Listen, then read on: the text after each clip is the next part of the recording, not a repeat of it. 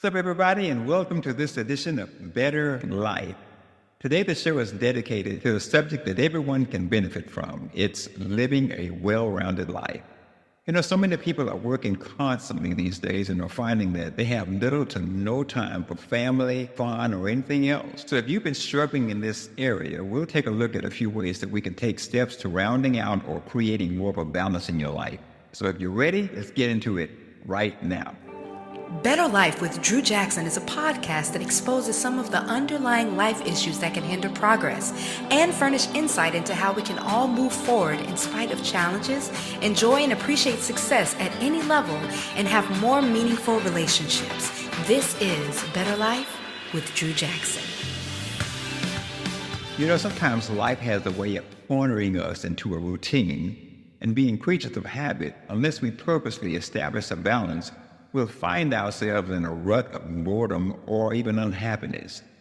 Because God has created us in such a complex way, it's crucial that we distinguish the areas that command our immediate attention, as well as areas in which we can divide and conquer. So let's look at some basic areas of balance and see if we can identify where we are. And to keep it easy, I've listed 7 areas of concern to help get us started. This is number 1, the spiritual.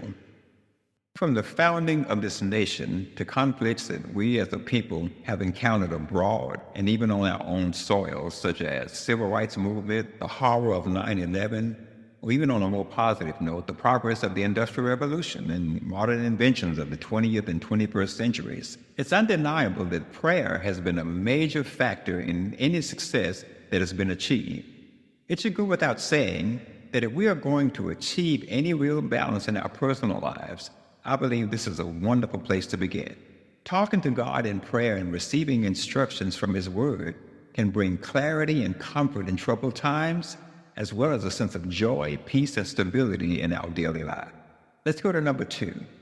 Number 2 is time with family. The impact of this relationship is very close to the previous. Now, I understand that everyone may not be married, you may be single, divorced, widowed, yet the advantage of spending time with and getting to know your family members better is invaluable.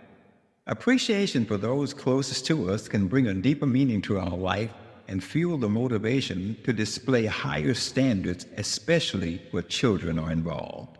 Even the most basic events like attending a game, going to a movie, or going for walks to get better acquainted can yield amazing results. So don't delay in getting started. And remember, don't forget to be creative and have a little fun in the process.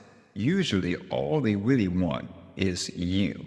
I remember coming home completely exhausted, doing everything from reading stories to home movies, playing games, and even wrestling with my children when they were small.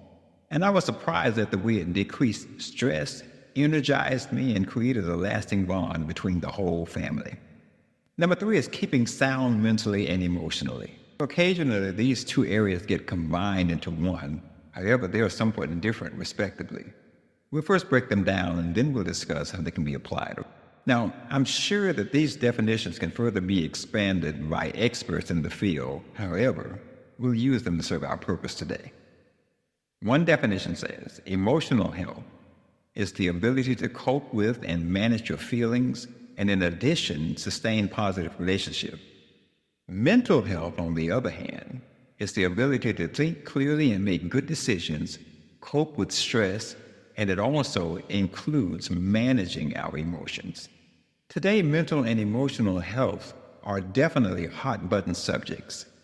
With the increase of inflation, lack of job security, the divorce rate, and other pressures of life, maintaining a proper balance of mental and emotional health can be challenging. And of course, if you're experiencing serious challenges in this area, it's advisable to seek professional help. However, for situations a little less demanding, let's look at some suggestions that can assist you with getting back in the saddle. Now, rather than focus on your problems and your feelings, take a moment and list a few things that God has blessed you to accomplish, and try to focus on being thankful for those things. Maybe you've made it through high school or college or have loving people around you. It could be that you were blessed with a gift or a talent, and others are uplifted when you exhibit that gift or that talent. There's a scripture in the Bible that says, "In conclusion, my friends, fill your minds with those things that are good and deserve praise, things that are true, noble, pure, lovely, and honorable." In other words, accentuate the positive. Let's go to number 4. Number 4 is personal time. Having a support group around you, like friends or maybe even a weekly social gathering, like a community group, church family, or even an art or music class, it really helps us to turn our concentration outwardly instead of inwardly on ourselves. Try to avoid isolation to where all your mental and emotional focus is turned in on yourself. Engaging in worthwhile things you love to do puts you in a positive frame of mind. Number 5 is physical exercise. Physical exercise has always been used as a stress buster. Getting our muscles active and oxygen to the brain and body can serve as a deterrent for anxiety and depression. If there's an area where you can enjoy a walk or run with family or friends, this may be a good place to start and a good habit to start. It can produce positive results almost immediately. Number 6 is boundaries. There's a simple word that can work wonders for you if you're overworked or loaded with too many responsibilities, and that word is N-O, no. Oftentimes, in an effort not to offend others or to keep others happy, we can take on more than we should, resulting in stress and anxiety that can spill over into other areas of our life.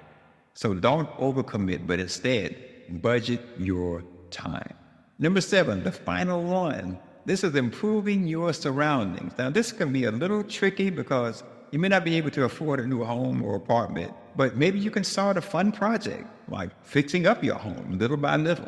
This may also be effective in deflecting worry by centering on accomplishing the task at hand. You can also visit places with pleasant surroundings like parks, museums, sites in your city. Maybe you have a beach in your area or beautiful bodies of water. All of these can be ways of relaxing and even for brief periods of time, vacating negative conditions.